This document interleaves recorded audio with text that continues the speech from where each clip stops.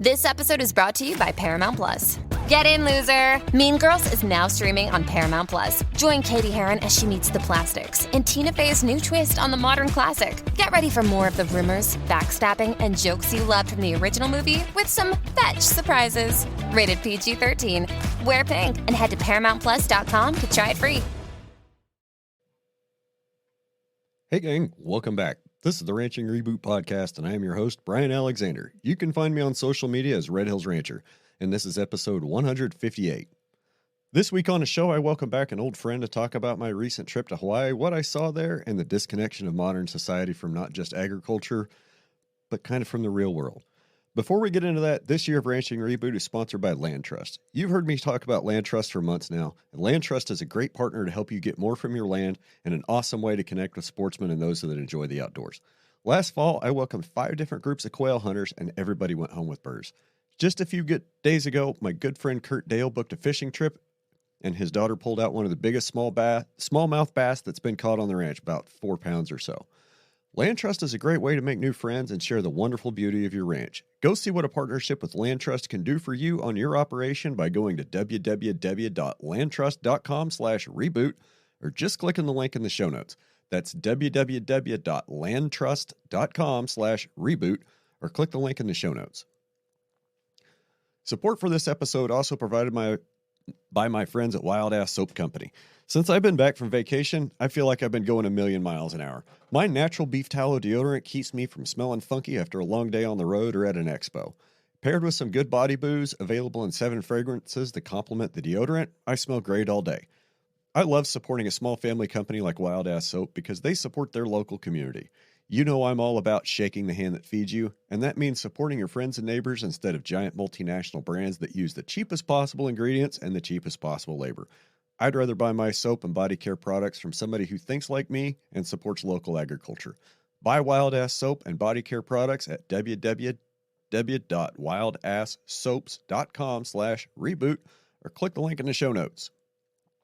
If you missed me on the live show stage at the Wichita Falls Farm and Ranch Expo, you've got another couple chances to come see me at the Kansas Ag Expo in Hutchinson, Kansas, April 4th, 5th, and 6th at the fairgrounds. The doors open at 9 each day. There's blacksmithing demos every day, a multi-chapter FFA benefit auction Friday night, and goat roping on Saturday. And while you're enjoying the expo on Saturday the 6th, also check out the Kansas Ag Truck Show right next door. I don't know about you, but in the era of Cybertrucks and Tesla semis and all that crap, I sure do appreciate an old Peterbilt dripping with chrome and lights. So come check out the Kansas Ag Expo in Hutch at the fairgrounds, April 4th, 5th, and 6th. Visit www.kansasagexpo.com for more information. Last week, just a few days ago, really, I had an opportunity to take a last-minute trip to Texas to visit my friend Richard Coomer from Hat Creek Farms. He's part of a little group in North Texas promoting regenerative agriculture, and that group had Steve Campbell down to speak. Steve is a man that I hold in very high regard. He is a very kind, gentle, and giving person. He talked about red solo cup cows and so much more. So I packed up my video equipment and microphones, and I headed to Texas. Spent the day Saturday listening to Steve's full-day presentation, which I've never seen, and now, thanks to the magic of the internet, you all will get to experience it as well on my YouTube channel. That's right. I'm going to be putting everything I recorded from Steve's presentations last Saturday on YouTube over the next week or so. So watch my Red Hills Rancher page on Facebook for release announcements, or just go to my Red Hills Rancher YouTube channel and subscribe. All right, this week I bring back an old friend, and I had about 2 pages of things that I really wanted to talk about. And as usual with my good buddy Hobbs, we didn't cover any of it, and we had a great conversation anyway about what's going on with the world and what's likely to happen in the future. So I guess I'll be quiet and get on with it. Here we go. What's up, homie? Hey, buddy. How are you? Man, I'm so good. Well, there you are. Yes. I know better than to start one of these with you without the recording going. Yes, excellent. How are you? I am good. Man, the last month, it seems like has just been a whirlwind. I'm just now starting to figure out what time zone I'm in and where I'm at after. You look younger. It must be the light, must be the crappy light in here. Maybe Is it the light or Hawaii? maybe it's a filter that Zoom's putting on here. Yeah, Hawaii. Wow. What an interesting place. What if we could come back to that later. So what's new with you? Well, I did the math this morning on how much I've walked in the last 5 years since I've been doing ultra high density grazing, the Zeetzman Elizondo style. You know, a lot of people use a side by side to run fence. Like I don't, I walk.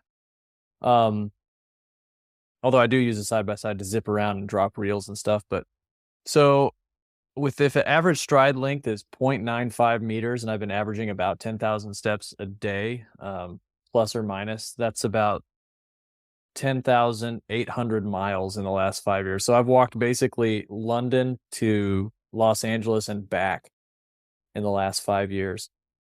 So it's How like crazy is that? It's interesting. So what kind of life are you getting out of your shoes? Yeah, not bad. I actually have discovered that the best shoes for me are like trail running shoes. Yes. For a while I used these big bulky Red Wing boots, but I've since discovered that it messes up my back when I start using those heavy ass boots. So I'll be good until I get bit by snakes. So knock on wood. I like to think that I have that the snakes and I, like, we leave each other alone out of professional courtesy. Oh yeah, I think that's a fair assessment. I mean, I say that and I have no idea what it really means, and I just don't see very many snakes. So hopefully they leave me alone, because I go out of my way to leave them alone. Yeah, I think that's great. You know, all the things that slither and crawl, I will make a wide berth, and hopefully they will do the same. Good. But yeah, I mean, other than that, dude, it's been pretty uneventful. Did some fertility testing yesterday. Took a couple of bulls to get fertility tested. First one was interesting. Had a 100% dead sample right off the bat, but the second one, so he retested it. It was perfect. so I guess that particular bull has grown out of self-pleasure. Accidentally left some blanks laying around. Yeah, exactly. So anyway, that was interesting. Learning a lot. When these African Sangha bulls go into the vet, they're always super perplexed. They're like, wow, that's a strange color in the semen, and oh wow, that's a lot of semen for a 9-year-old bull. You know, it's like, oh, yeah, well, Mother Nature does well when we don't mess with them too much. Yes, Yeah. they do. Yeah, absolutely. So your comment made me think of that comment. I don't know why it made me think of the feral chickens in Hawaii. Oh, cool! I can't wait to hear about your thoughts about the feral chickens in Hawaii. They're small. They're real small, like 2 pounds, maybe 2.5 pounds. And okay, so chickens originally come from the tropics, so they're kind of a tropical animal. They like it warm, and we've had chickens for years. Get the eggs, raise or buy chicks and raise them in the brooder, and then they're big enough they turn them out.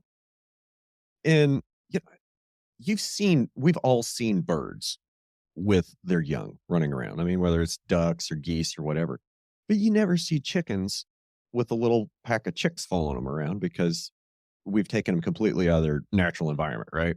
Right.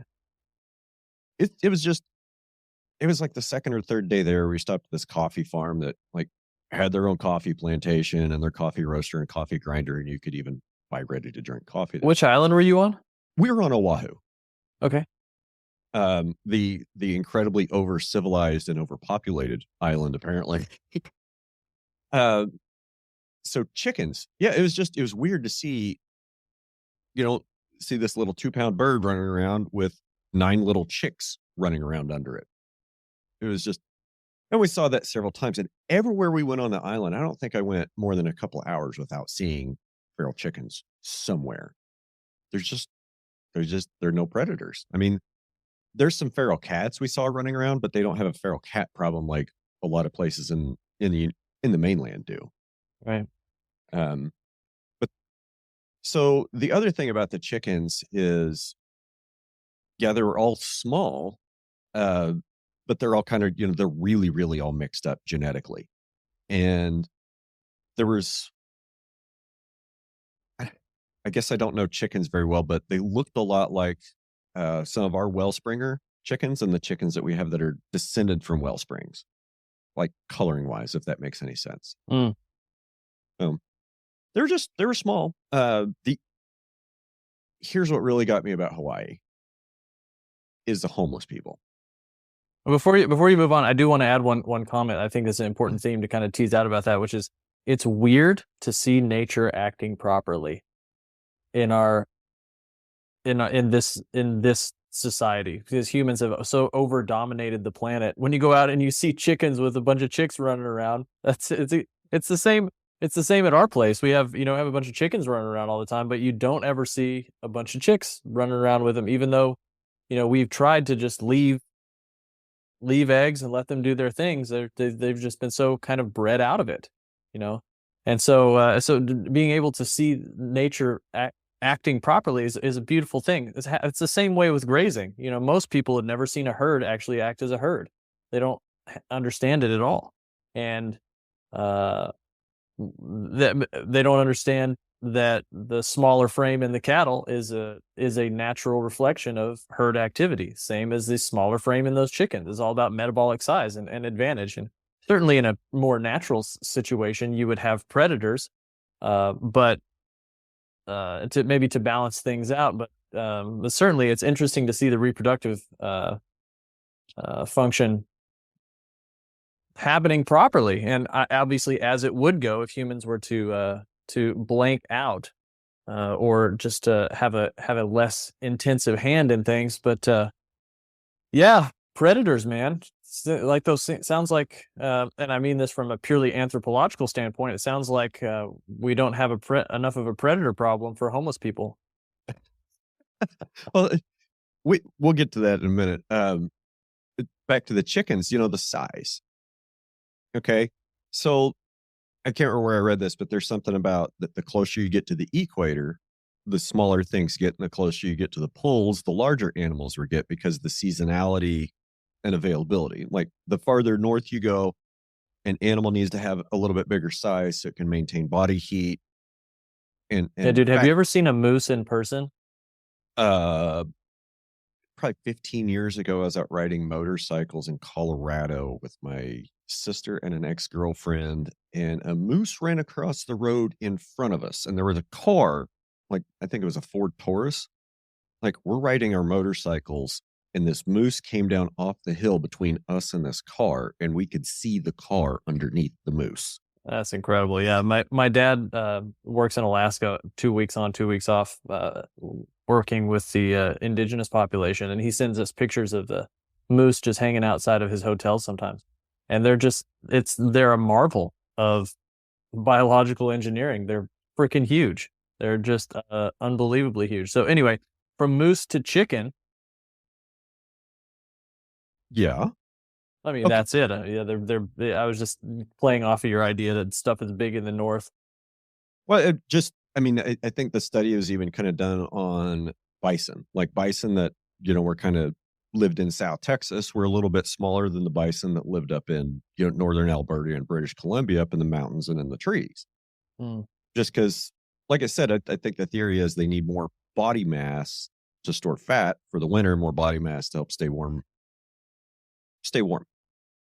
So as you get closer to the tropics, yeah, there's more food year round, but it doesn't seem to have the peaks of richness that we do kind of in the northern latitudes, I guess. Absolutely. And if you're the smaller body size you have, the larger your metabolic size relatively. So you have a faster metabolism. You can take on board more food per day and glean that lower quality nutrition more effectively.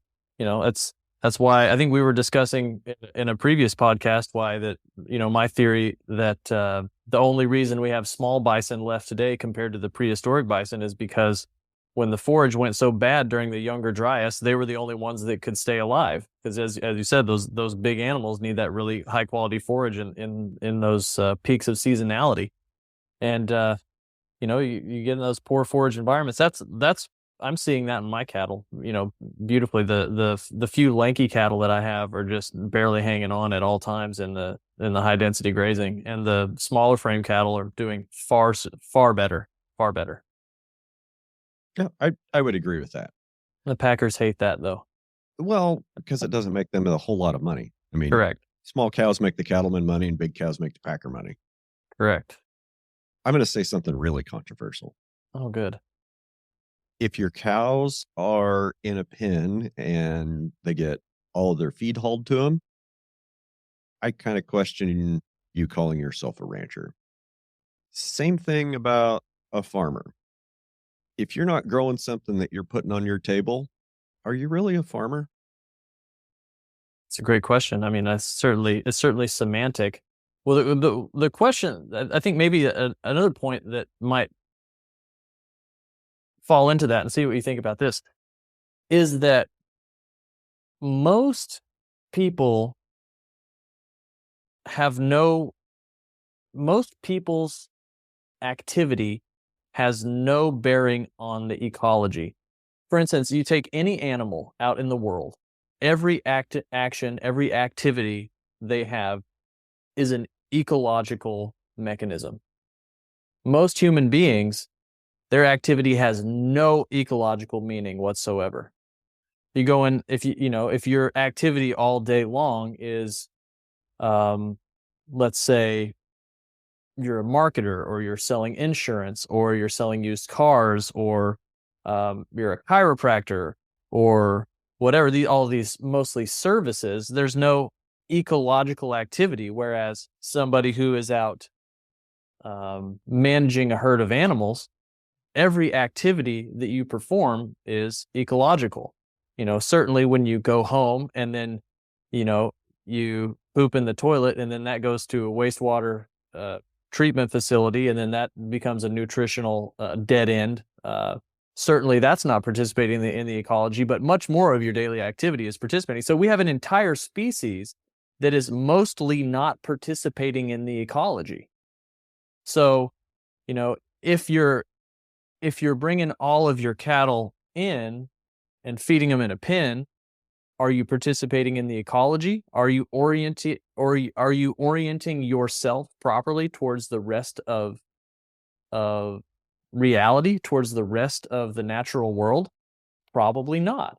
This is why I made a video yesterday on army worms, and how in regeneratively managed pastures that have really complex molecular structures, the army worms leave them alone because they have really simple digestive systems that can't handle the complex structures that are in forage from really healthy soils. And so when you have this hyper fertilized environment that, my line was that regenerative grass coming from regeneratively managed soils are like cathedrals. They're intricate. Okay. They're complex. And grass that comes out of a dead soil that's been fertilized is like office buildings. They're easy to put together. They're not sophisticated. They're not complex. And the armyworms just come and demolish them. It's almost like God saying that is not oriented properly towards the rest of the ecology, towards the rest of the world. I'm going to take that out. And that's kind of what I fear for humanity. When the vast majority of us are acting in a way that is not properly oriented towards the rest of the natural world, then there inevitably are some sort of natural consequences of that. That's the essence of the idea that nature always bats last. We can pretend that our existence is not completely mediated and made possible by nature, but that's becoming very, very, very clear. Okay, there's a lot to unpack there. And so we can talk about ecology versus economy. And you kind of open with talking about service-based economy. And I think 85-ish% of our economy is based on services. Okay, great. I went to the chiropractor this morning. That was a valuable, needed service. I definitely needed that, and I think every joint in my body cracked. What I have an issue with is when people say we need to grow the economy, or when they're referring to, quote, the economy. How do we define the economy? What wrapper do we want to put on that? What context do we want to put on that? Because I think there's not really a shared understanding of what, quote, the economy really is. Okay. Now, to me, the economy is all the layers that are introduced by legislation between consumer and producer, and those layers may be taxed. That's kind of what defines the economy. So let me break that down. Now, in a model like you have, direct to consumer with your grass-fed beef, customer pays you, you pay the processor. That's it, right? That's the economy of your operation. Now let's just take your neighbor that's in the commodity sale barn, feedlot, grain-fed system. Okay? He's going to buy a bunch of his inputs from service-based industries. Okay? And he's going to put those inputs into his livestock. And those livestock are going to go to the processor, or they're going to go to the sale barn, then they're going to go to the feedlot, then they're going to go to the processor. Then they're going to go to cold storage, then to the wholesaler, then to the retailer, and then finally to the consumer. So in the non-direct consumer model, there's at least seven steps in that, quote, economy. And in between each one of those steps, there's also a truck driver, because shit doesn't move itself. I mean, once you knock the head off a cow, it can't move itself anymore. We have to put it in the box and put the box on a truck and move the truck. So this is where I messed up, right? Because we're thinking about a service-based economy. Maybe we should think about service-based ecology instead, because we don't go back from where we are to a more agrarian-based economy. Like, we've got 85% of people involved in service-based economic activity and less than 2% of the population involved in agricultural-based economy. Yeah, so that's kind of where I'm at. The economy is just government mandated layers between producer and consumer upon which they may levy a tax. Service-based ecology. That's really interesting, especially since the eco-services industry is booming so much. And I'm super curious to see how that's going to evolve, because on one hand, there is a type of player in the eco-services community that really wants to help, like a person who's like, you know what, my skill set is not in moving cows around or reading a landscape, but I really want to help. That is one type of person who's in the eco-services world, the carbon capture, the inset, the biodiversity credit, all of that crowd. But then there's also the other type of player who's like, oh, this is a market that is beginning to expand. I would like to profit from that so I can continue to visit Majorca every spring. I could continue my consumer-based, lifestyle. There's a fundamentally mythological clash coming that's beginning to manifest. I think right now, and will heat up over the next century. And how a services-based ecology, what that means to me is that not everybody is actually influencing the ecology, but their actions eventually lead downstream to influencing the ecology. And which maybe you could say a different way is no busy work. Our economy is so much goddamn busy work. It's like, I mean, that's mostly why Zoom, this program we're on right now, exists, is so that people can get together and they can do their meetings, and then they can yada yada yada. And I think that's why there are memes on all kinds of social media about how pointless and stupid most of these meetings are, because it's busy work and everybody wants to get more efficient with their meetings. And I think the radical increase in busy work is probably correlated strongly with the number of dollars that are printed out of thin air and inserted into the economy. I think something like half of the dollars in the economy right now are directly coming from the government. I can't remember where I read that, but I believe that's something correct. So it's like, just here's this monopoly money we made up. Like, spend it. Find a way to spend this.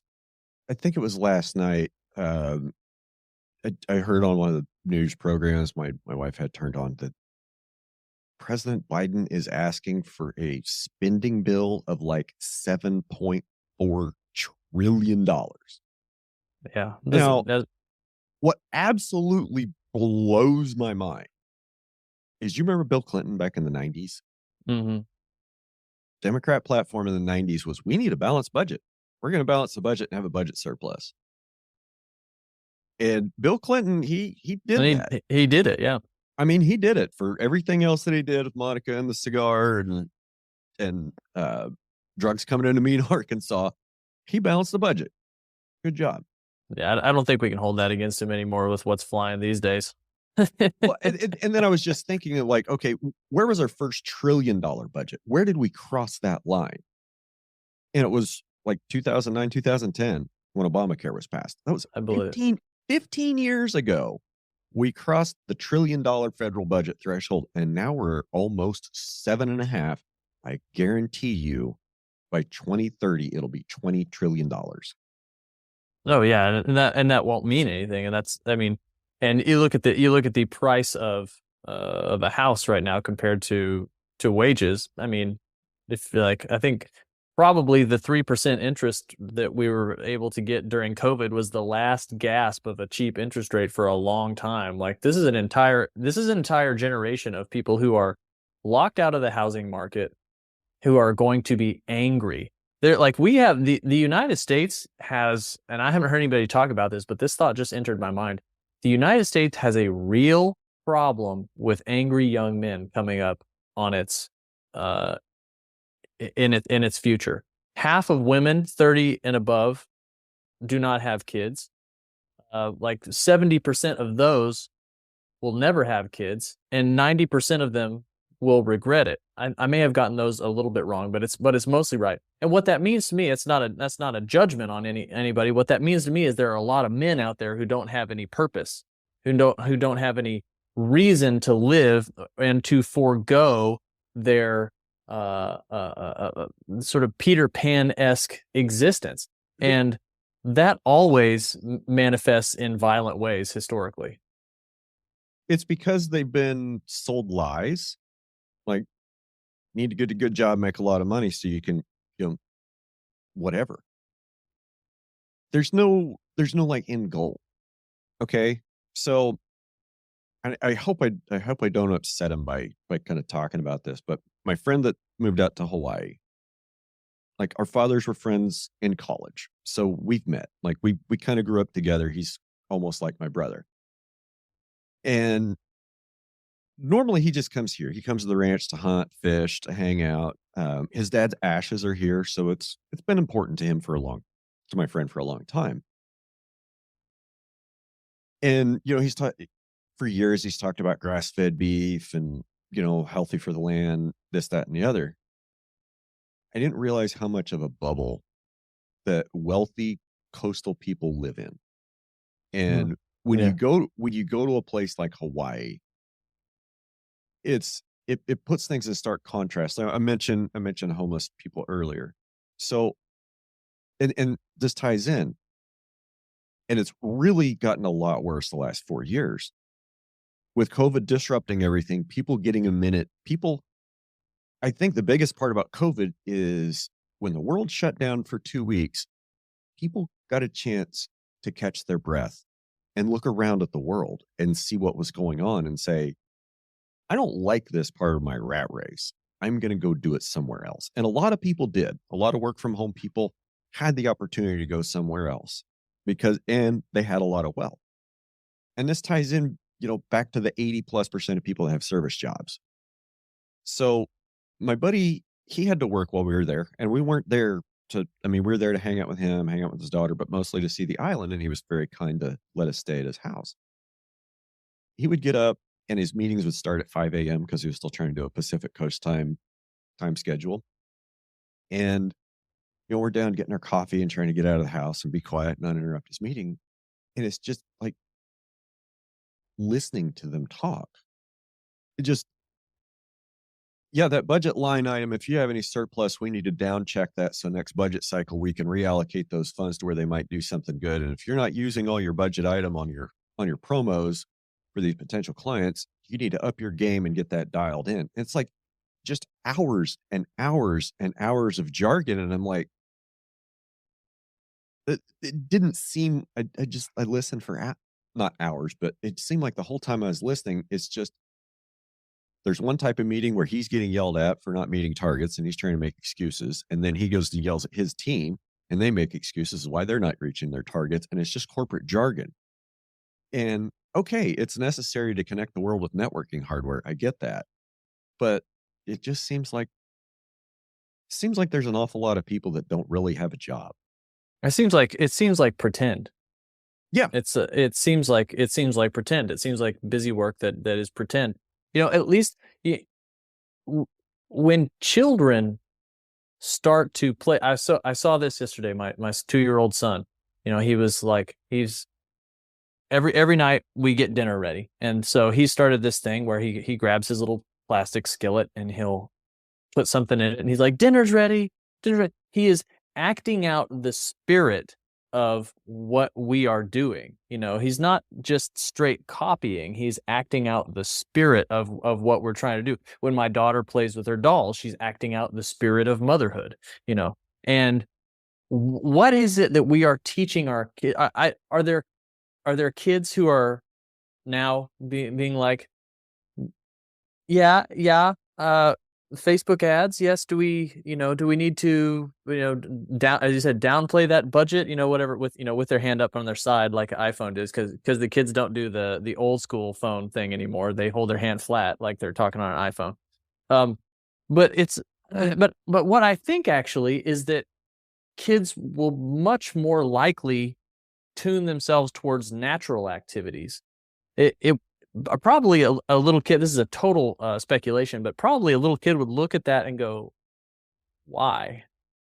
What is the point of that? And I recognize that we have a very complex world that we live in that is characterized by a lot of people who are alive and healthy and living longer than ever.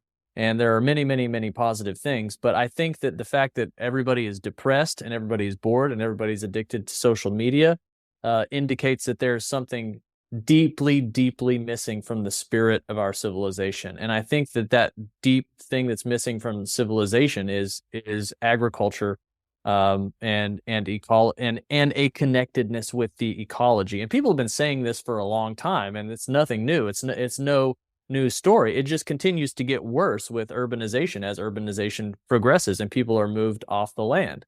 And as the farms get big, you have to either get big or get out, and as the ranches either get big or get out. It's remarkable. And there's just so much happening. With the RFID rule making coming on, and the made in the US labeling coming on, and all on the background of a animal numbers trend in terminal decline since 1990. This is all to say that there are forces out there that appear to be pushing us away from a connection with ecology faster and faster and faster and faster. And the backlash of this has actually been interesting. One of the backlashes, it occurred to me, when we first got started on TikTok and Instagram, all that, 2020 was TikTok, right? We got started on TikTok. The whole thing was homestead and get to a farm and move out of the city, get to a farm. Here's my chickens, et cetera, et cetera. In the last 2 years, it's been, I left the United States and now I live in a small town in Spain or France or Thailand or blah, blah, blah. That is the new American dream, is to go live like a peasant, a well-fed, happy, connected peasant, absolutely, but all with the subtext that you have this remote job that's probably a pretend work remote job. So there's this constant changing and evolving theater of what do I need to do to get away from this urbanizing, soul-killing existence and towards a more ecologically connected existence. Yeah, and okay, I agree with you, and I've seen that trend. And just kind of like we were discussing earlier about the economy, I think a lot of the reason why you don't see a lot of noise and buzz about things like soil health, regenerative agriculture, homesteading. Walmart doesn't make money on that. Amazon doesn't make money on that. Like, the more you want to move into being self-sufficient, the more you move to a direct consumer model, the more you move to a homesteading model, the less you're going to participate in, quote, the economy. And you're not going to generate tax revenue. You're not going to generate shareholder dividends for those large corporations. So the only people that it's, how do I want to say it? Like, it's in everybody else's best interest for you to not homestead and for you to not sell direct to consumer. It's in everybody's best interest for you to not worry about your soil health. And when I say everybody, I mean big business, reductive environment, externalizing cost, big business. Yeah, absolutely. I agree. Totally. Dude, I got to take a quick break. I drank way too much coffee this morning, so I'll be right back. Oh, good. Sounds good. We'll just. Yeah, too much coffee. So we were talking about, you said something about angry young men in the US, and angry young men in a country that are dissatisfied with the way the country's been run. That's not a good recipe. That's not a good thing for government to be looking at. I think they're more specifically, they're discontent with the way their lives are playing out. Okay. And I'm still with you. Like, they possibly can abstract that out towards the government, the way their lives are being run, or capitalism as such, or the communists, or whatever. But sort of in material fact, it's just that I'm unhappy and I'm suffering in a way, and I don't have the requisite meaning in my life to make that suffering worth it. okay. And that explains why some social media influencers, not going to name any names, but are pushing that explains why some people like Andrew Tate, you know who he is, why he was popular. Because I don't agree with his messaging at all, but he had a loud voice and it resonated with a lot of people. And that I think is what we're getting at is there's a lot of young men that are dissatisfied with, the way they're brought up, their place in society, how they're being treated, and their future prospects. Like, we're kind of been talking around it, but there's so much money that's been infused into the system, especially in the last 4 years, and it's getting thrown around. And I mentioned the homeless thing in Hawaii. Apparently 4 or 5 years ago, it wasn't near as bad. Real estate prices have gone up. And even on Oahu, which isn't it's one of the smaller islands, there is a lot of open space. Most of it's pretty vertical, but there is a lot of open space. Anything that's relatively flat, they've pretty much built on. Federal government and the state of Hawaii own almost everything that's not developed. And there's signs everywhere, like government property, no camping, no trespassing. So on some of the beaches, they allow overnight camping. And the beaches that allow overnight camping, there's homeless people there. Like, that's it. And some of these homeless camps, it's like, if I said like a 10 by 10 pop-up from Walmart, you know what I'm talking about, right? Yeah. Imagine 30 of those kind of strung in a line, connected with different color tarps. I mean, so it's like this, it's like a homeless, lodge pole. Yeah, it's just like, and there's just junk and trash everywhere. And I get, they don't have a whole lot of incentive to keep anything clean because it's not their property anyway. They're just living on public property. That's, perfectly fine. And there's so many of them. And granted, food grows on trees. I mean, there's guys that were going around the resort my buddy lives on every morning at 5 o'clock, sweeping up all the crap and picking it up, putting it in a truck and hauling it to the landfill, all the fruit and all the nuts and everything that fell on the ground. Because that much, if it all rotted, it would be really stinky, and you can't have that in an upscale golf resort. I wouldn't live there, for clarity. I wouldn't live there. Not my kind of place. And then there's, of course, the feral chickens running around. We saw some people that look pretty hungry. We saw some people look pretty well fed. But it's development. It's like, these desirable places. And I actually wrote this down. Rich liberal bubbles ruining the world. I mean, 2019 was great. I mean, a lot of them were kind of still confined in New York and, Southern California and the Bay Area. I think it was great. Then we let them all go work from home, and they've all decided to run to different corners of the universe. Texas is just going to be LA East in another couple of months. Places like Jackson Hole, Wyoming, Bozeman, Montana, Kalispell, Montana. These rich people go to these areas, right? And they're like, oh, I love the beauty. Oh, I love the culture. People here are so friendly. Well, they're only friendly because that's their community. They know everybody. And when it gets half full up with new people, it starts to turn unwelcoming. And I understand that. But what I'm getting at is, and this is kind of what's driving the homeless problem.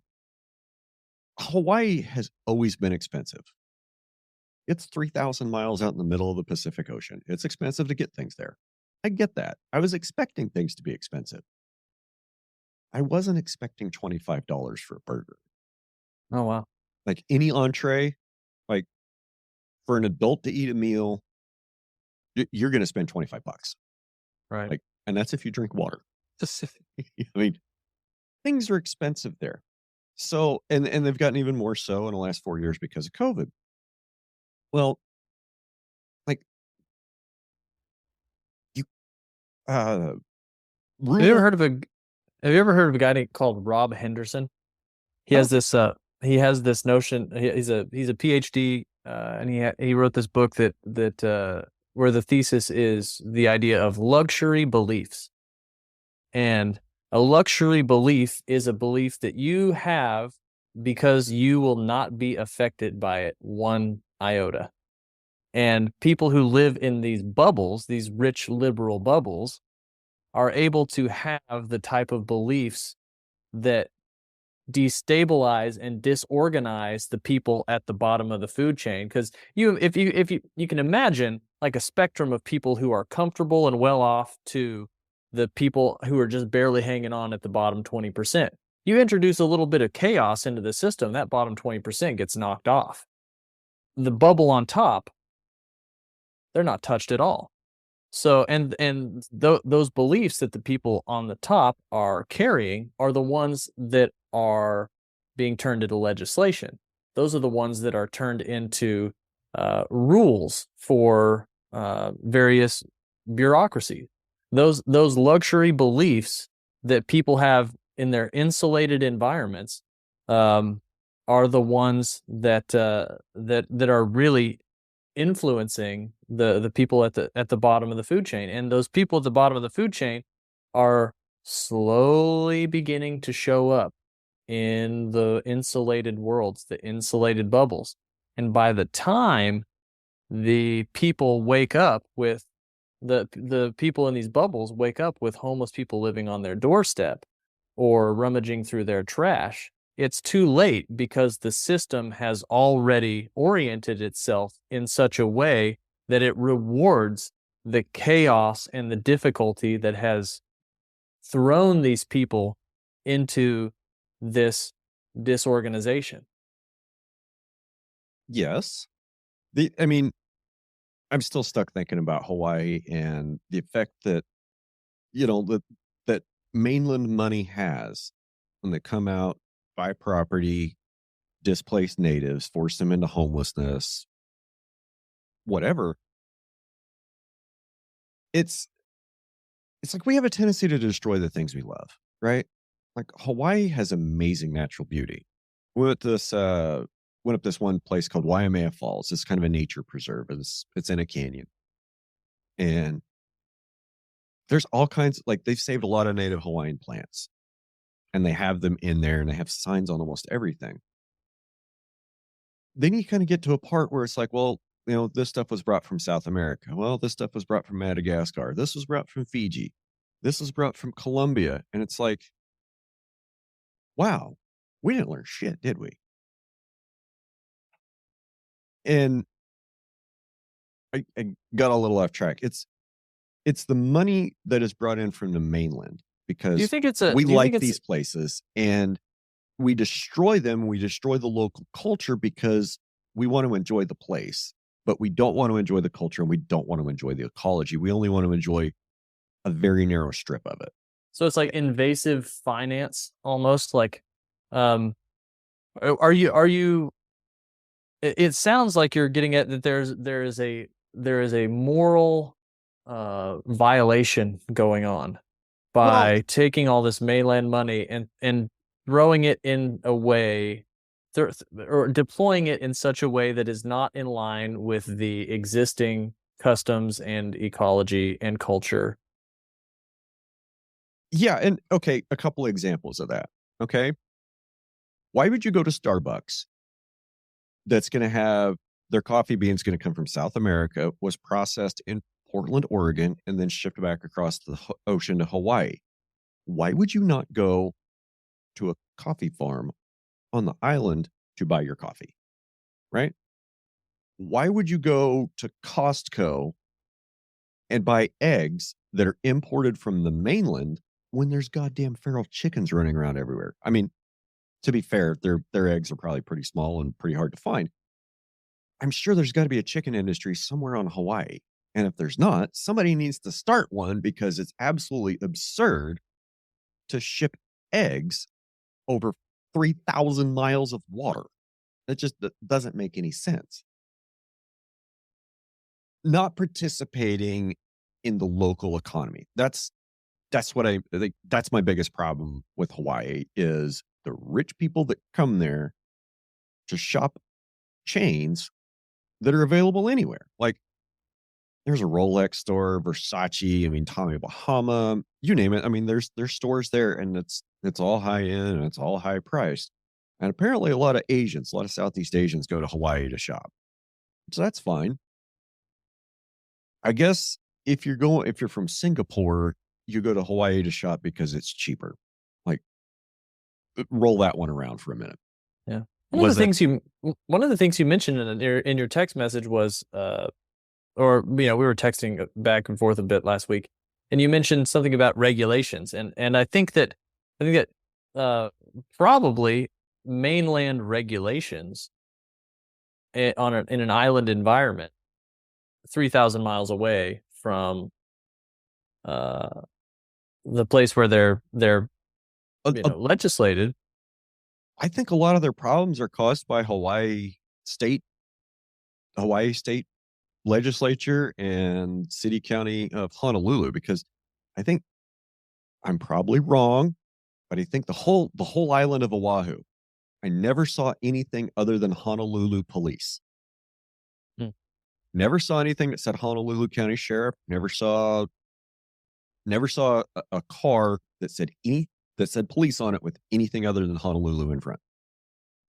I didn't even see anything that I would call Hawaii State Patrol. So maybe Honolulu police just does it all. But the problems that I saw that are being, like, the big problems that I think are being caused on Hawaii are not being caused by mainland regulations. They're being caused by regulations that are passed down from, I guess we'll just say it, the rich elites that are in town running the show. So the native folks that we talked to that lived Makaha, up around Makaha Valley, Makaha Towers, which is kind of on the leeward side up north. And I was told this is where all the poor Trump supporters live, and you must lock your cars when you go up here. I'm thinking, if I had California plates and Biden stickers on my bumper, I'd probably lock my doors too. We talked to some gentlemen that lived up close to the North Shore, And they all say the same thing. It's, it's the government, it's the government, it's the government. Well, what is it? Okay, so ag land is really cheap comparatively per acre, but you can't build on it. You can't build permanent structure. If you do build a permanent structure, you got to go through really lengthy permitting cost. Like that, if you want to hook up to power, you have to hook up to city power, and you have to have solar panels in order to get hooked up to city power. But you have to have, like, there's a window. Like, you have to have a certain percentage of capacity of what you're going to use installed solar. If you don't, you got to pay big penalties. Another good one, and this was a separate article that I read. So for single family housing, if you want to build a single family house in Hawaii, that's kind of a relatively straightforward process, similar to where it is in a lot of other places. The problem is not that they don't have enough single family housing. The problem in every major urban center is not that we don't have enough single family housing. It's that we have too much, and we don't have enough multifamily housing to concentrate people in the areas that are buildable and the places where people want to live, right? This article I was reading said that if you wanted to build a new multifamily home in Hawaii, that government permitting and regulatory costs would be almost 50% of the total budget. Wow. So, okay, what developer is going to do that? Like, if you put on a bunch of government hurdles towards building something that people need, I mean, okay, I get it. They're on an island. Space is restricted. You can't just have somebody go build a 20-unit apartment condo without worrying about where everybody's going to park, without worrying about what the impact on traffic is going to have. I mean, let's face it, traffic in Hawaii it's not great. There's not many roads, okay? There's just not very many roads on those islands. And, like when the Maui fires happened, we're like, well, why is everybody on this one road? Go another way. Look, there aren't any other roads.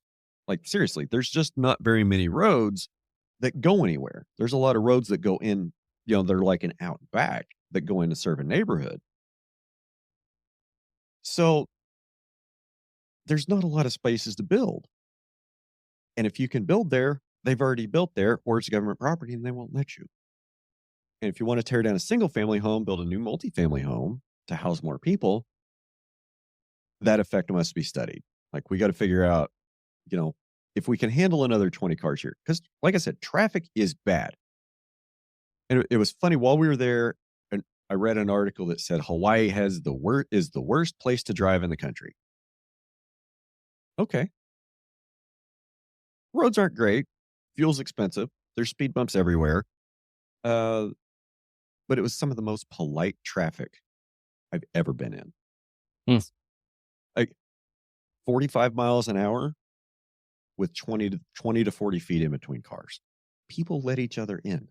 Like, it was amazing. Everybody would merge a half a mile before the exit. Because, here, a half a mile before, the road splits, some people will get over. But what's everybody else do? Wait till the last minute, fly all the way down to the merge, and then stop in the middle of the road and put their turn signal on and expect somebody to let them in, right? Right. What happened there? Everybody gets in, everybody merges, and everybody moves on. And I have a theory. So, you saw Lilo and Stitch, right? I did, yeah.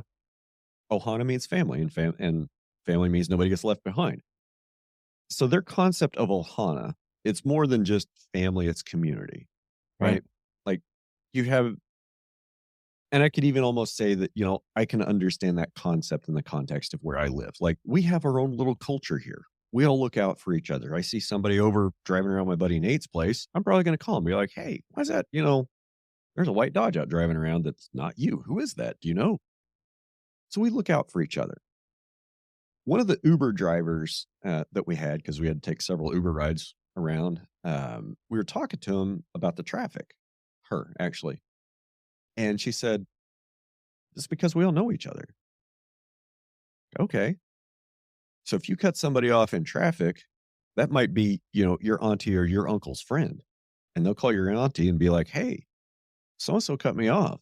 And then you get to hear about that from your family about your shitty driving. So a lot of them out there know each other.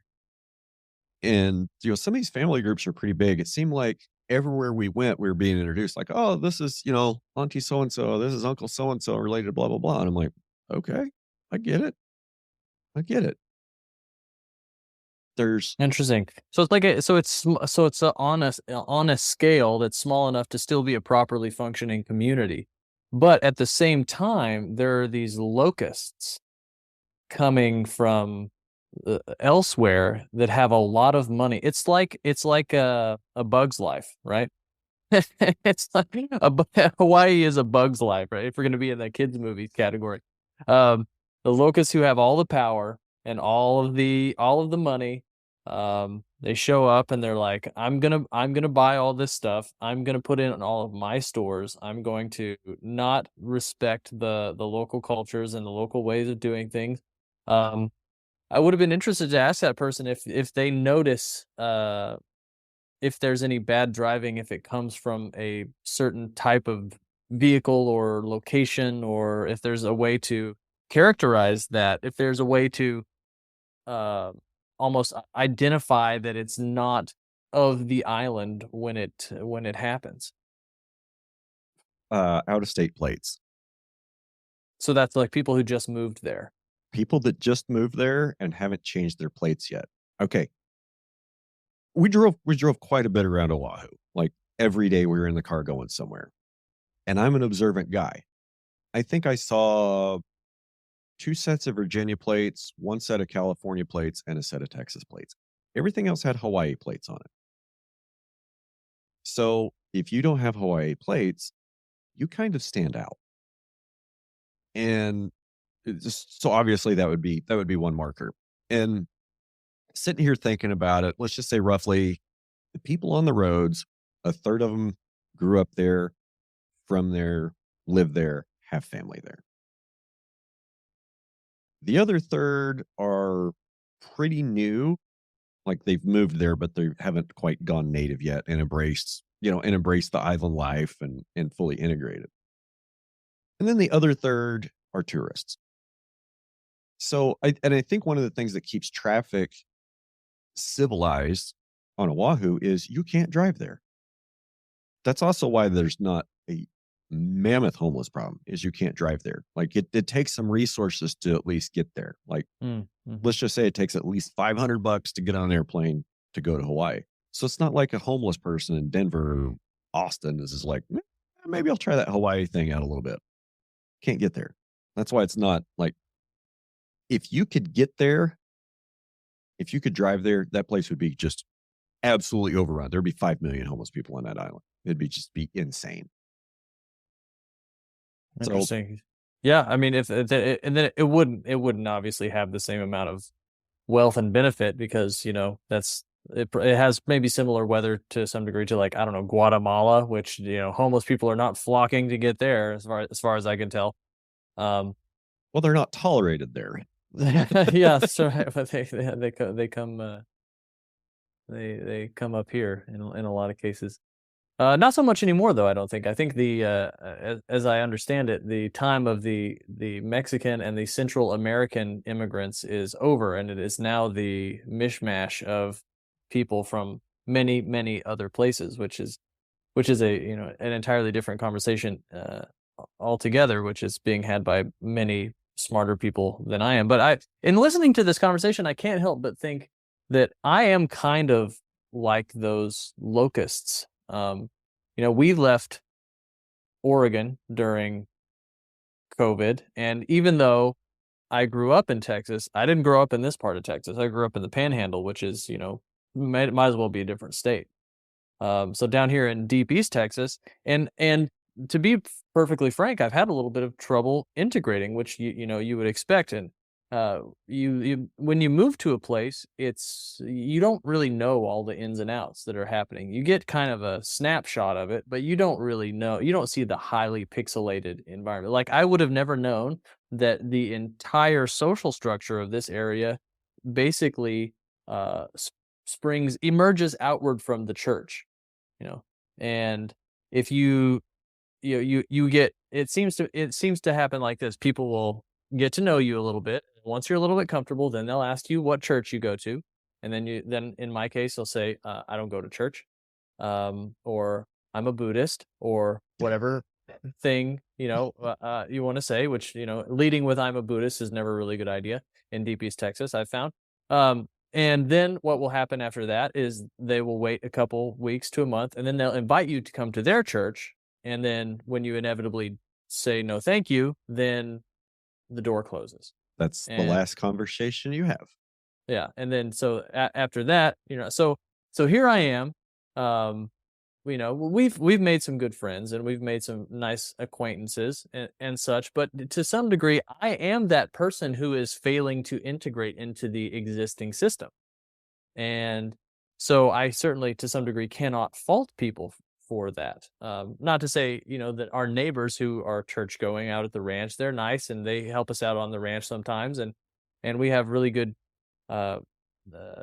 communal relationship with them, although, we don't go hang out over there, at night. But it makes me wonder to what degree, it makes me wonder two things. Number one, how sustainable is it to live in an environment where you have trouble integrating into the community? And B, is there a huge segment of our population that doesn't have any community anywhere? The small local cultures seem to be less potent than they once were. And I think that maybe urbanization has something to do with that. I think as things become much more homogenous across our cities and across our culture, maybe I'm just some sort of I'm akin to a virus spreading homogeneity across the American landscape. It's possible that that's what I'm doing, and watering down the flavorful heritage breeds that that exist in this part of the world, in terms of their culture. So I certainly am one of those people, and so I certainly am loath to sit back and judge without trying to assess my part in it to some degree, to a large degree.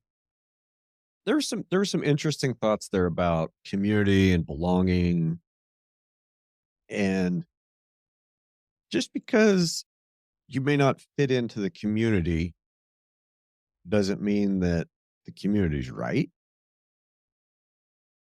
Maybe I don't know what I'm trying to say. Maybe the community holds on to beliefs maybe a community holds on to beliefs longer than they should because of a shared identity and unwillingness to change. Right, and you need to have transformative agents to revivify a community. That's a tale as old as time through all archetypal examination, right? You have to have the person who leaves and then comes back, or the stranger who shows up and adds something new to the culture, without toppling it, just like a slow integration, just a very slow IV drip of transformation. In a lot of cases is definitely a good thing. Certainly, everywhere that I've gone in the last 6 years, and introduced the style of grazing that I've introduced, almost nobody does it.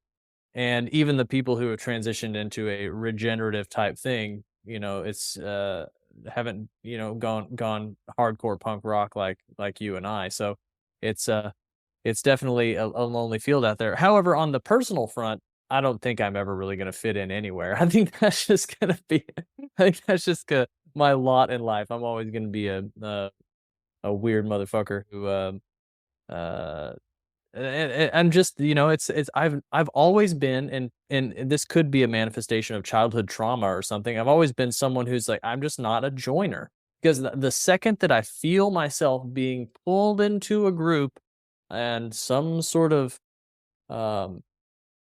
spell or some sort of unexamined what would you call it? An unexamined package of beliefs that you just, you grab it, you're signing the terms and conditions without reading the full thing, that comes with the community. I immediately go, wait. This is not cool. But at the same time, you need a community for stability where the vast majority of people do just sign those terms and conditions. Because if everybody's sitting there reading the whole thing, then everything falls apart. So you got to have those people who are just like, this is the way it is, and I'm not going to spend a whole lot of cerebral energy examining it. So I think that's kind of there is a small subset of people, and probably many of the people who are attracted to your podcast are going to be in that subset of people who are just find themselves to be a bit of a loner, and to some degree, and a bit of a maybe not an outcast, but maybe an outcast, and how cool is it now that we have social media to be like, yeah, I'm an outcast, but here's my video, instead of being like, oh, that dude lives in a hut outside town and everybody ignores him. Yeah. Yeah.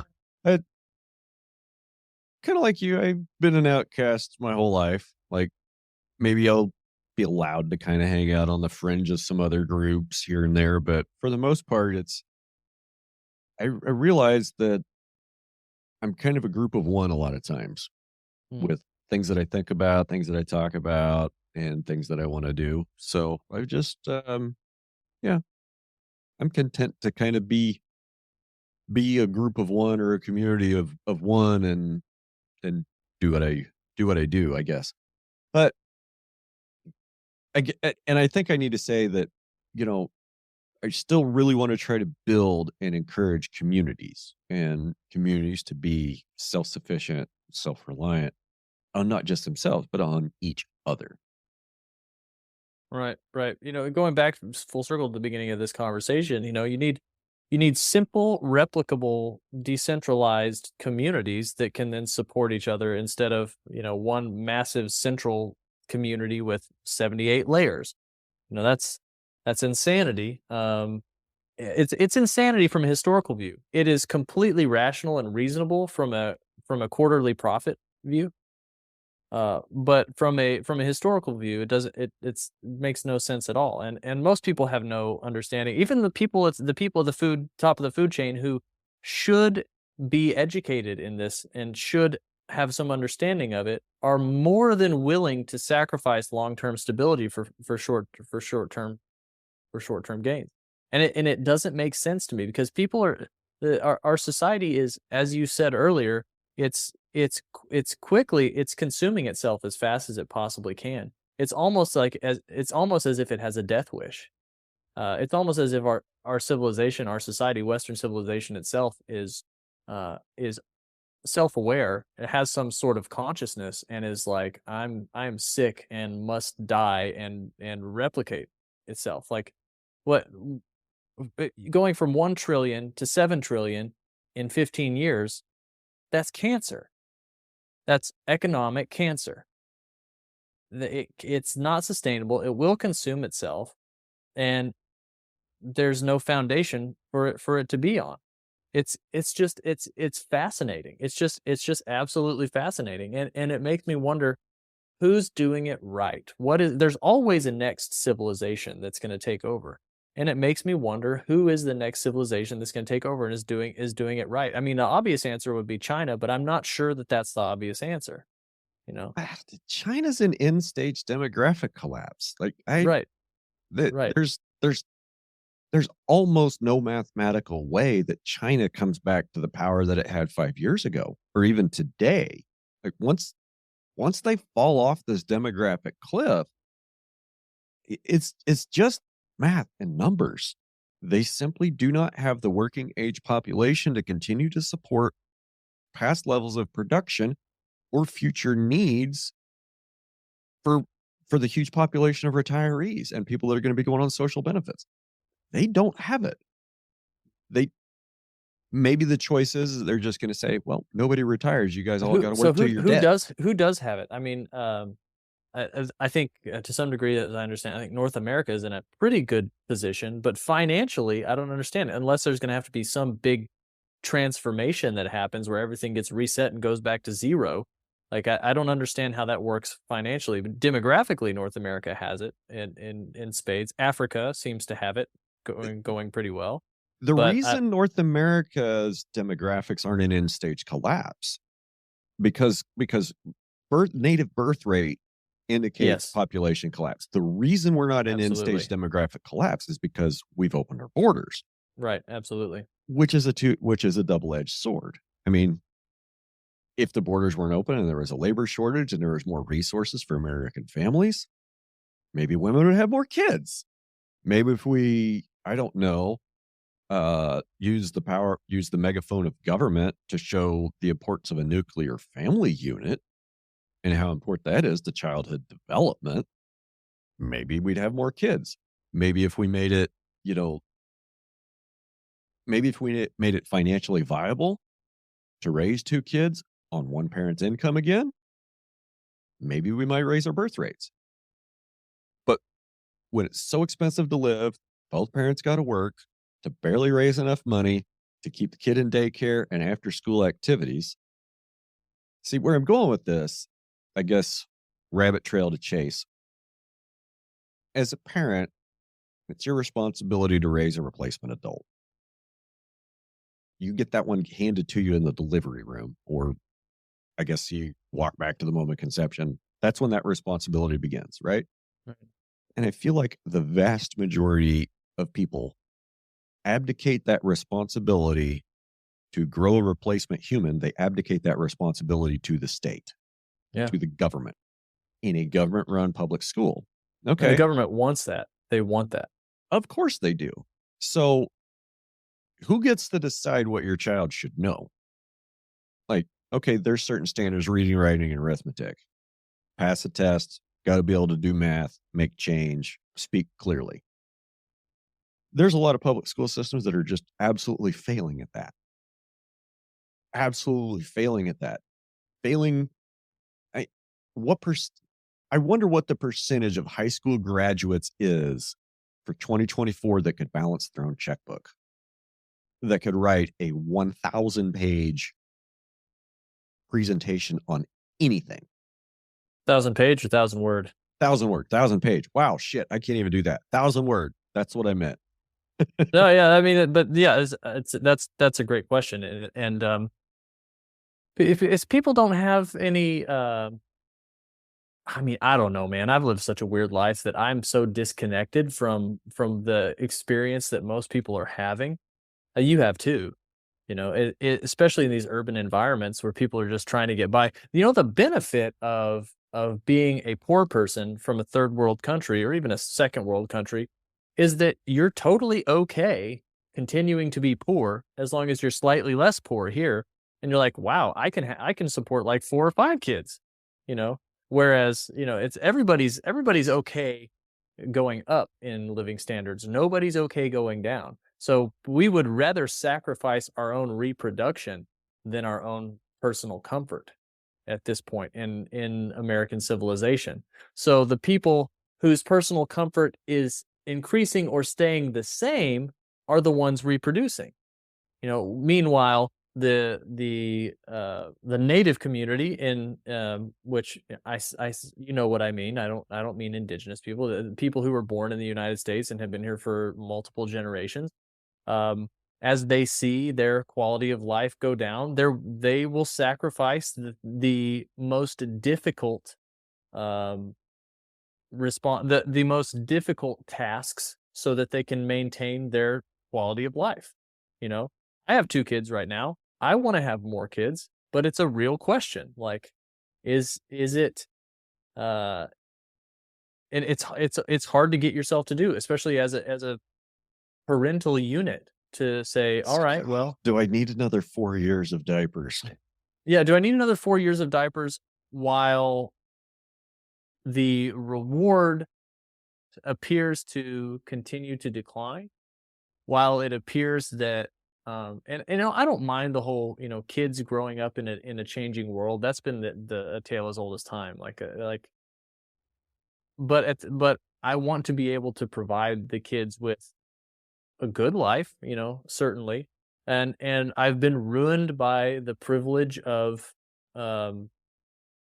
of being raised with a good, moderately wealthy life myself, exorbitantly wealthy on a historical or geopolitical scale.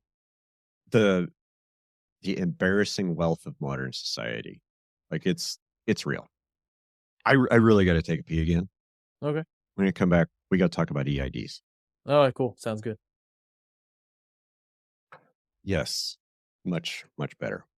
So you were just talking about your kids a few minutes ago, and I was walking back down the stairs down here. Thought of a cartoon that I saw. So it was like a male bison and a young bison, and there's wolves coming over the ridge. And the young bison says, "There's wolves coming over the ridge. What are you going to do?" And he says, "I'm going to run that way at 40 miles an hour and have many more babies. I don't know what you're going to do." That's exactly right. I think that I think that really sums up the two attitudes right now. The two attitudes I see in the United States, especially from the people who want to continue having babies, is they're going to dig in and fight, or they're going to flee and try to do exactly. I'm going to run away at 40 miles an hour and have many more babies. And I relate very, very strongly to that, because I mean, right now we're in discussions with investors to buy a ranch in South America. So I mean, I'm just maybe this will be an interesting part of the next conversation, but let's have some real talk about the future of the cattle industry in the United States. Like I did a simple linear regression on animal numbers, on cattle numbers from 1990 till now. Okay. And my assessment is that cattle numbers are in terminal decline. And I don't think it could turn around. I don't think it can turn around simply because it takes 2 years to reproduce a cow. 2.5 probably on average with the genetics that most people are running. And maybe there's no way if you're on a Brahma herd. Right, exactly. And there's no way to replenish our animal numbers, to grow them back without massive importation of females from somewhere else. Like it's just unless you hold back all the females, which is going to destroy the cattle market. I don't think there's a way that this pulls out. Yeah, I mean, I could screen share the graph from 1990 till now, but it's a clear. I'm following. I'm just like, maybe can you walk me through some of the data that you're using to come to this conclusion? So I'm just looking at basically the USDA's numbers on the number of cattle in the United States. And first and foremost, what I saw, which was super interesting, was, and maybe you saw this video that I put up, is I noticed an identical graph curve from 1900 till 1970 for U.S. oil production and U.S. cattle numbers. Suddenly, I haven't worked through this mentally. I'm still kind of working for it, but basically, it's obvious that once you have the ability to finish animals at 2 years, then you don't have to have the amount of land to be finishing animals. You can reserve that for females, and then ship off everybody else to the feed yards, and then you can grow your animals that way. But since 19 do that, we discovered that we can put those females in the same feedlot, feed them a little bit better ration, and not have to have all that land. To some degree, whatever mechanism it was, the animal numbers exploded from basically 1900 till about 1970 when they peaked, and then they kind of stabilized from 1970 to 1990, and now they're going back down. From 1990, it's a clear overlay of numbers in decline. And maybe there are people out there who are much better in statistics than me, but it seems very, very obvious that there's no way to turn that around. Like, okay, what are we going to do? How do you do that? You're like, okay, we want to grow animal numbers. We want to grow the number of cattle we have in the United States. What's step number one?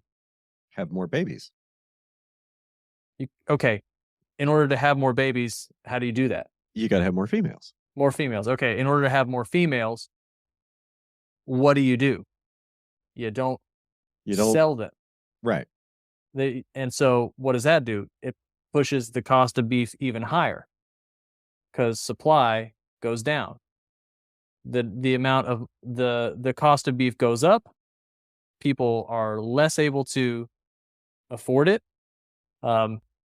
Ranchers who are addicted to that yearly cash flow, which we all are, they can't afford to hold back all those females. Do they have the land? Do they have the budget to feed all those females?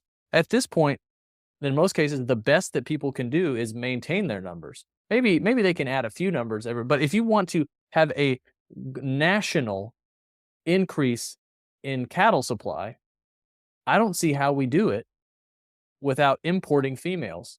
And then okay, go ahead. I just want to make one comment here. It seems like you kind of fixated on headcount, which I'm not disagreeing is a worthy metric, but the big beef likes to say that, yes, even though numbers are in decline, we're producing just as much as we have because animals are getting bigger. Granted, there's a ceiling on how large an animal can get.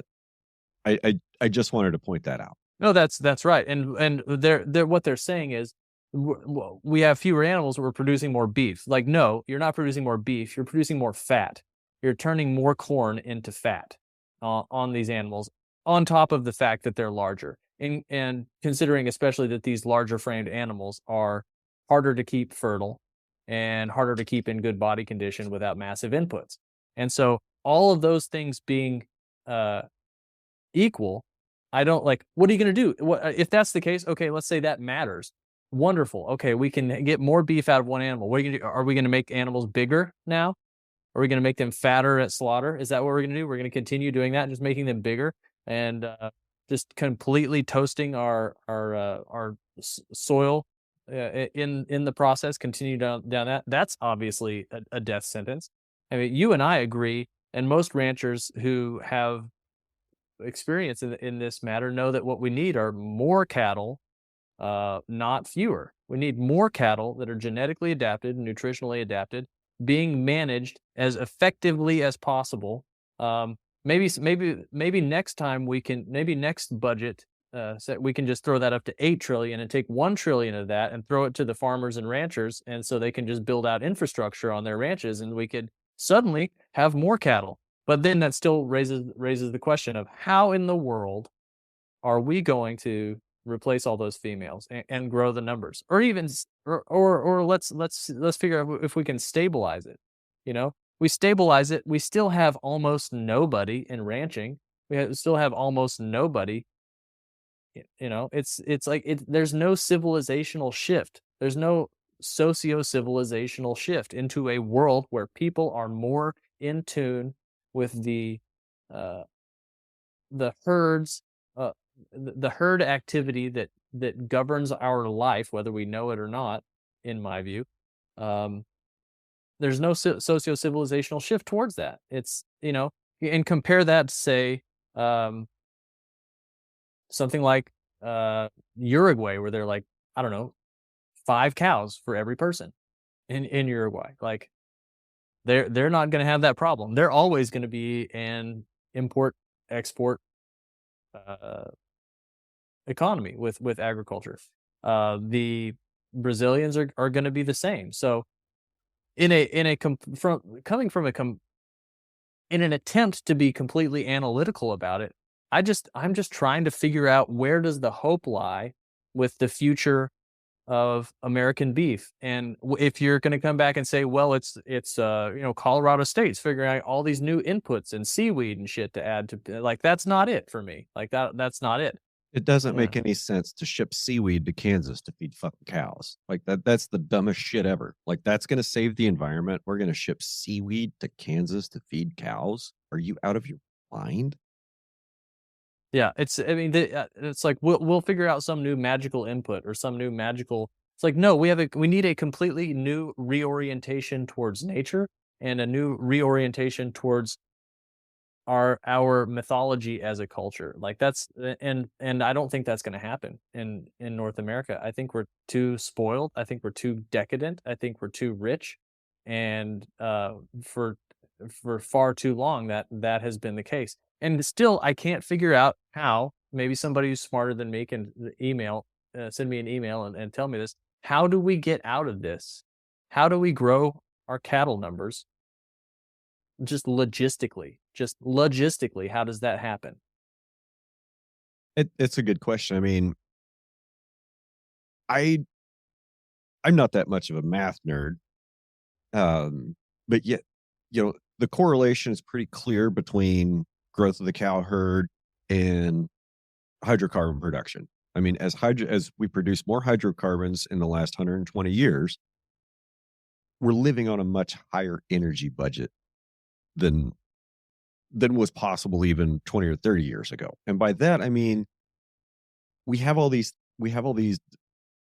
pieces of machinery and devices of a technology that, quote, save labor, or we're just externalizing that labor, externalizing that cost.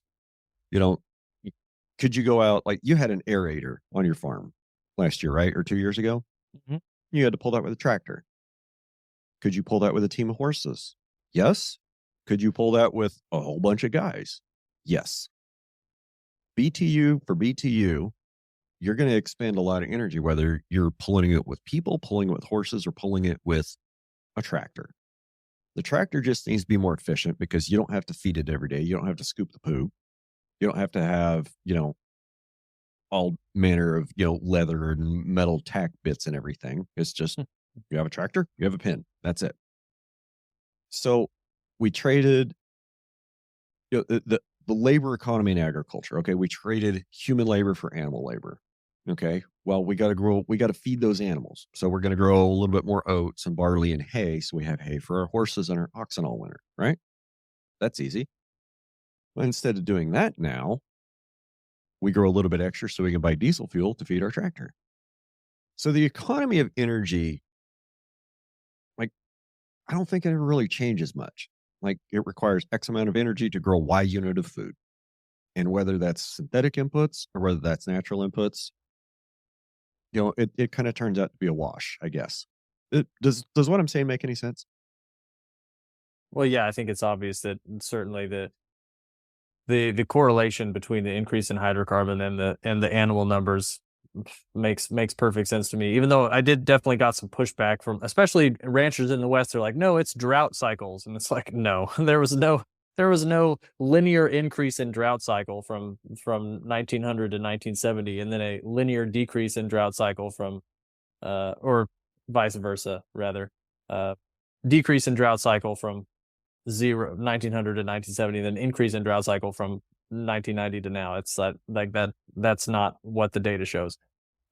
It's clear that once the hydrocarbon peaked in the United States and then declined, and then the other thing was that in 2006 production went way back up, and that's shale oil. But the problem is shale oil, you get basically very little energy out for the amount of energy you put in. For every 3 barrels we're getting out, we're putting 1 in. So it's like the return is not great. And that's called the EROEI, energy return on energy invested. That's right, the EROEI, and that's something that most people probably don't have a grasp of, but should certainly. So, at this point, if you're going to get into the regenerative transition, how are we going to, maybe we don't need more animals. Maybe we just need different animals. But then how are we going to, like, imagine Alan Savory, if you asked Alan, he said, Alan, do we need more animals to be able to rehabilitate the American landscape? He would say, absolutely. Right? Would you agree with that?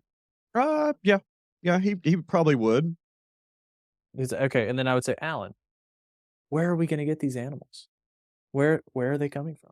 What are we going to do with these? Where are these? I just don't see the numbers. I just don't. It just doesn't make sense to me. And that's the fundamental problem, I think, with the regenerative transition, is that, number one, if we are going to really push this and make this work and say, hey, we can really improve our landscapes with and double our production with these regenerative practices. Okay, well, we need twice as many cattle. Where are we going to get these cattle? Where are they coming from? You know, I it just perplexes me. I just to me it's a question that nobody has really addressed, and I want to hear people. I want an answer to this, because I think it's a blind spot. I think it's a willing blind spot that we have, that people are like, oh, it's just gonna get better. It's like, the math just doesn't seem to work for me, and so I am so I even though it may seem like what, maybe being a traitor is the word to do this. I'm feeling like that buffalo, and it's like, I'm gonna run 40 miles an hour that way and have more babies. The wolves are coming, for the American beef industry. And so if you want to stand and fight, like, great, but maybe that's not the best way to have another 5 or 6 generations of ranchers. It's it's so anathema to bring this up, to talk about this in ranching circles. Like, there is unequivocally somebody who's listening to this right now, who's thinking, that guy's a coward. That guy's a coward. And unequivocally, there were people who thought, when the Puritans took off from England and said, I'm going to go to North America, somewhere where I can, do my own kind of thing and maybe have a future there. There were people like, you're a coward for not standing up and fighting. The only way to change the system is to stand and fight it and change from within. There's a certain point where you realize you're fighting a losing battle, and the system is cancer and is going to kill itself. Right, exactly. And so if a building is falling down, you get out of the way. Like, that's, if a structure is collapsing, you don't just continue. You don't do the full Samson. Even Samson died, and he was, in the story, obviously he was the strongest man in existence, and even he died when it collapsed. So you can be the strongest man in the world. You can be the most John Dutton motherfucker in existence, and it's still going to swallow you up. And sorry to take such a dark turn, but this is kind of where my mind has been existing lately. I'm beginning to wonder if there's going to be, and especially since I've gotten so much interest and support and messages on social media since I've been working on this South America project, it makes me think that maybe there's going to be a ranching migration in the next, that last great feral population culture in the United States, the ranchers. It might, maybe they're going to say, I'm going to sell and I'm going to go somewhere else. I have a thought. I can't wait. So about 25 years ago, my dad and a group of friends went down to Argentina for a visit. And I remember he came back and I talked to him after he came back, and he's like, oh, it's beautiful. I'd love to go down there and ranch. It'd be amazing. And one of his friends almost pulled the trigger on moving to Argentina to ranch. And then what happened in like 2008, 2009? Yeah. All the white ranchers got shot and their stuff taken away. It'd be really hard for me to want to go anywhere in the world and try to ranch without a robust property rights system like we have here in America. And I'm going to say that, and I'm also going to say something that's probably going to make me a little unpopular. I think the private property rights system in America is also what's driving a lot of the bad things that we see. You can't tell me how to ranch. You can't tell me how to farm. You can't tell me what to do on my property. And I feel that. And I also see some people that maybe should listen to some advice. But private property rights is one of those really, really sticky things. Because that's what our whole society is based on in this country, is private property rights. It's the foundation of it. And if you start taking that away or want to alter that, things that have been owned by the same family or same people, since the founding of the country, or in some cases, ranches that go back to a Spanish land grant that predate the United States by 50 or 100 years. Go tell that guy he's got to change how he ranches. Go tell him he can't do it how he wants to. And you start seeing a bunch of people upset. You mentioned earlier, we've got a lot of angry young men in this country, but they don't know what they're angry about. But when they all figure out what when there emerges a central issue to where those angry young men can kind of start to rally around, that's when things get dangerous. Now, I know I've said it several times that, the system is really messed up. And I think anybody that listens to you, me, or listens to this podcast will agree that, there are a lot of things in our society that are supremely messed up. The system's too big, it's too entrenched, and I don't think it changes without a lot of pain. And by pain, I mean complete transformation. There's so many angry people that are upset they can't afford property. They can't afford to live. I mean, you got 30, 35-year-olds living with their family, living with their parents because they can't afford to go out and buy a house with a $500,000 a year job. That's the reality for people in some parts of the country. The problem is, if we want to change the system, we've got to change the whole system. And that means all the property records get burnt and the property records get reset. And that kind of makes you think about your role when things start getting really weird in society, and which side you're going to be on, and how you're going to come down on that. And what are the two sides? The people that want to keep the system as it is currently, and the people that want something new. I mean, that's what it is. And that's like the 30,000 foot version. And I think that if it really came down to it, and you lined up 100 people that are fighting for the same thing and asked them why they're fighting, they'd all have a different answer. You ask them what they're fighting for at the end, and they'll all have a different answer. The thing that unites them is the common enemy and the common hatred of the current system. So I guess what I'm saying is, if we're serious about really wanting to change the system, let's be honest about what that means. That means not all of us are going to make it through. That means the property records have a large chance of getting reset. Constitution has a chance of being rewritten. As big and terrible as the federal government is, government's not going to get smaller. They're not going to vote to reduce their budget. They're not going to vote to reduce the size of some departments. They're not going to vote to reduce their influence on people. That doesn't happen. They're not going to vote to reduce taxes.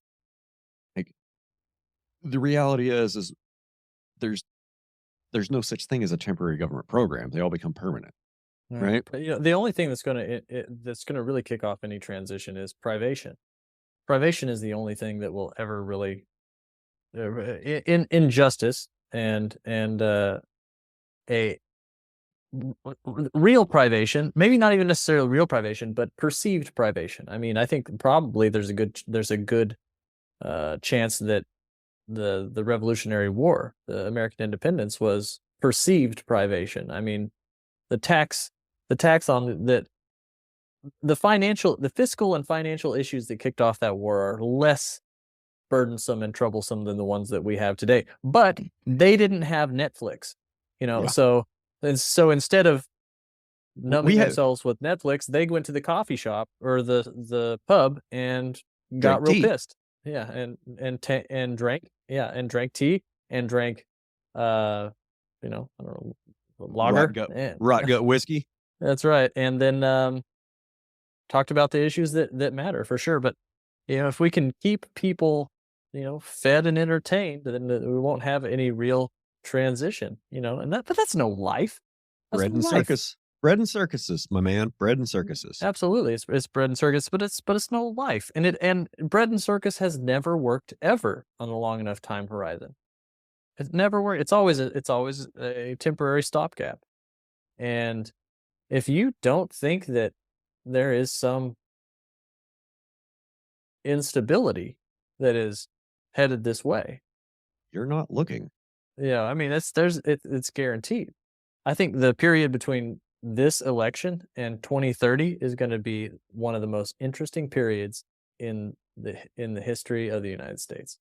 I think no matter who wins in the election, whatever that means, if it means they won or whoever didn't win or whoever thought they won or whoever yells loudest enough that they won, whatever that means, the other side is going to be real pissed about it and is going to do everything that they can to contest the election. And I think that right now, considering the economic situation, considering the border situation, I think people are just pissed enough that things might get kind of questionable.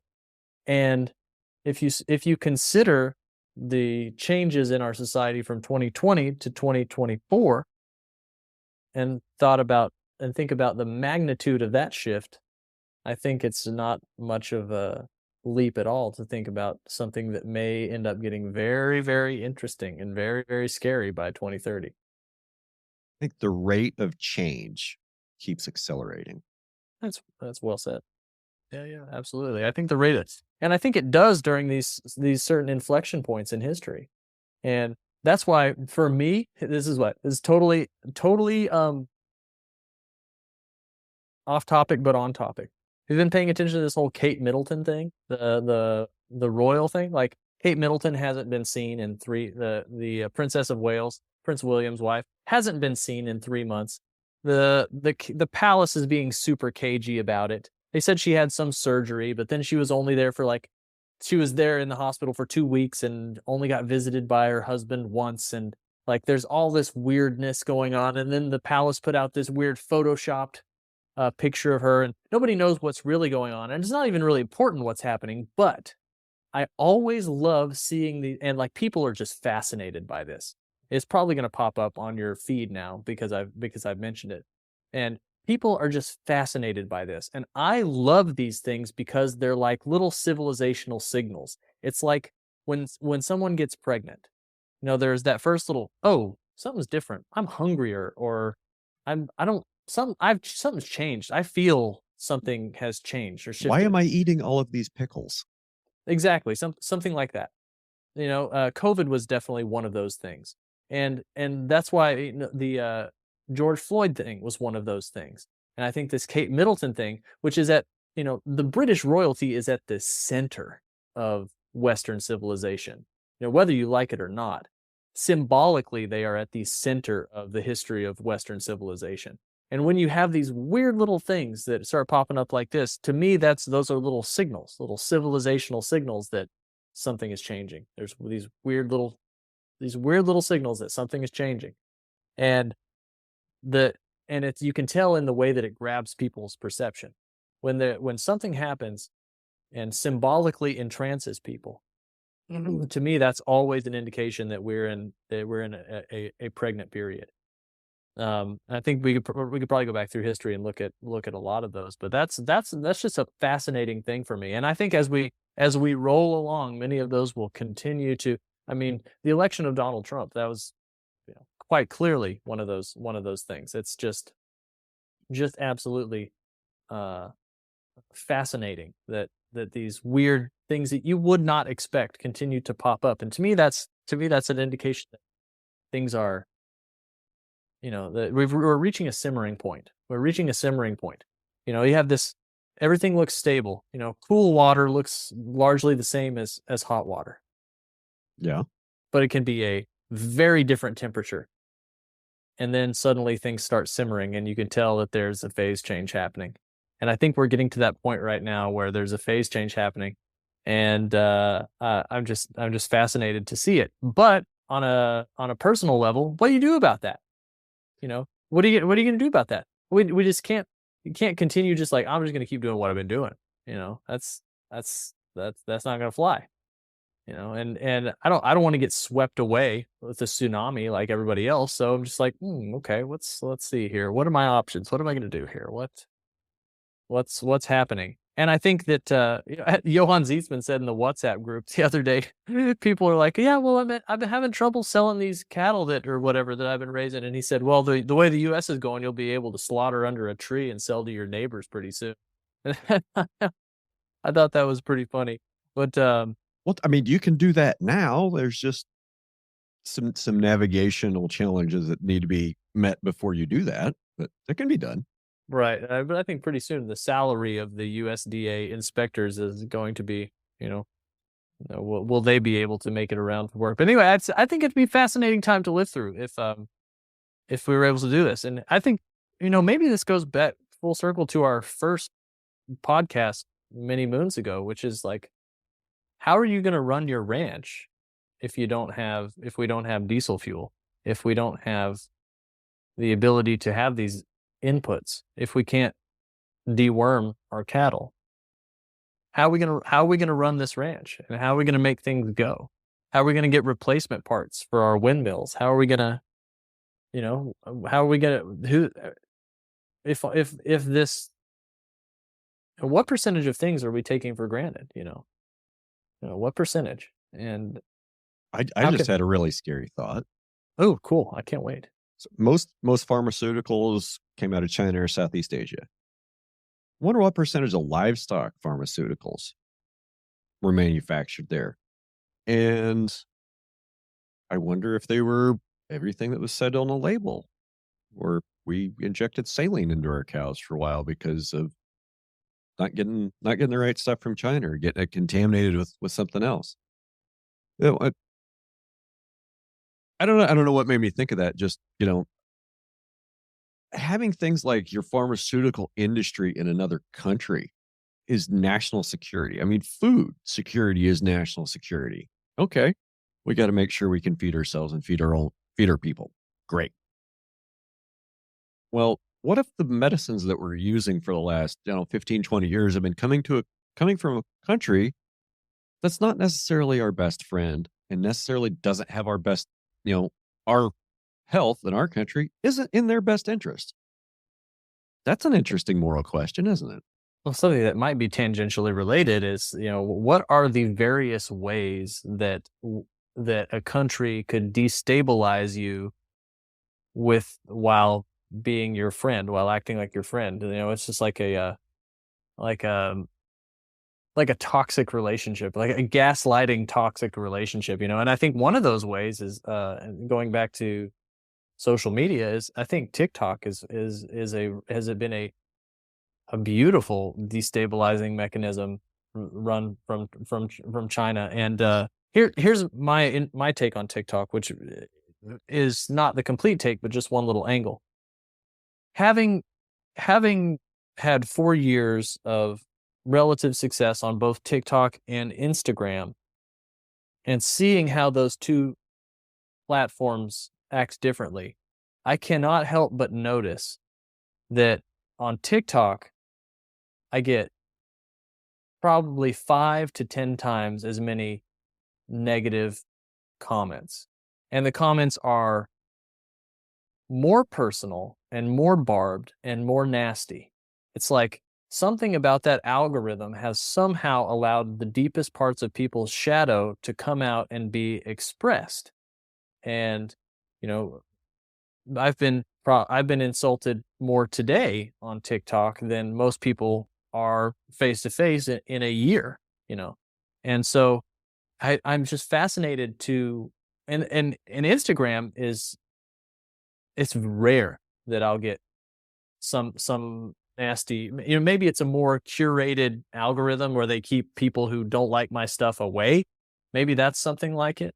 But for whatever reason, there seems to be a lot more venom on TikTok. And if I were China, I would be like, yeah, let's get these people all worked up and pissed off. Let's show them stuff that makes them mad. Let's make things divisive. Let's turn them against each other. Let's use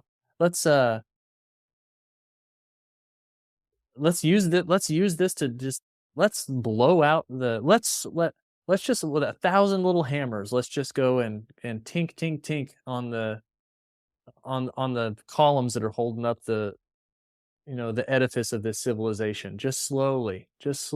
And I think that's the strategy. I don't think that's necessarily the motivation for getting rid of TikTok or forcing a sale of TikTok that they're going through. But if TikTok disappeared tomorrow, TikTok's not going to go away. There's too much money. There's too much potential for money. What the government will do is they'll force the Chinese parent to sell it to a U.S. corporation that's listed on a stock exchange, and then all those legislators get to buy that stock and make money on it. No, that will be something to see. Well, maybe we should, if we can figure out who that's going to be, we can buy some stock in them. But well, just watch what Nancy Pelosi's doing and buy whatever she buys, and we'll be fine. Yeah, her husband apparently is quite the stock trader. So yeah, I mean, it'll be interesting to see if once that happens, if suddenly TikTok becomes less divisive.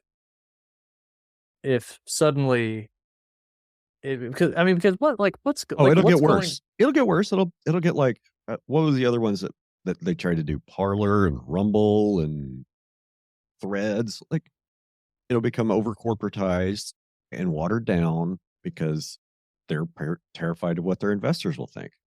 Like it'll become a crap platform, I think. And interesting. We'll just have to wait for something better to come along, the next social media platform to come along, which will probably be like augmented reality presence of AI or some shit. I don't know. Now, does it terrify you to think that maybe we had our time, we had our time in the sun for social media, and now it's time to just go back to moving fences? Well, yes and no. I mean, I started Red Hills Rancher in 2014. I mean, and I've been on Twitter and Instagram, Facebook the whole time, and some other ones here and there. It comes and goes. I really feel like it comes and goes. Facebook, Instagram, they're pretty steady. They're not growing a whole lot. I think you and I mean, we got big on TikTok because we were there early. Mm-hmm. We were there early, and I think that the format intimidated a lot of people that would just post like a one sentence thought on Facebook. They're like, I'm not going to do this. I'm not going to do this dance, or I don't have anything to show. So they would just consume content. So I think the producer to consumer ratio is different on TikTok. I think there's a lot more consumers of content than there are producers of content.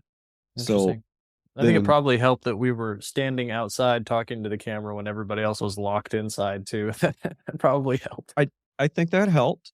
And, there was a period there in 2020 and kind of into 2021 where the world was stopped, right? And a lot of people's lives got disrupted for months at a time. I mean, not just job changing, but school changing for the kids, after school activities changing, leisure activities, hobby activities, shopping patterns.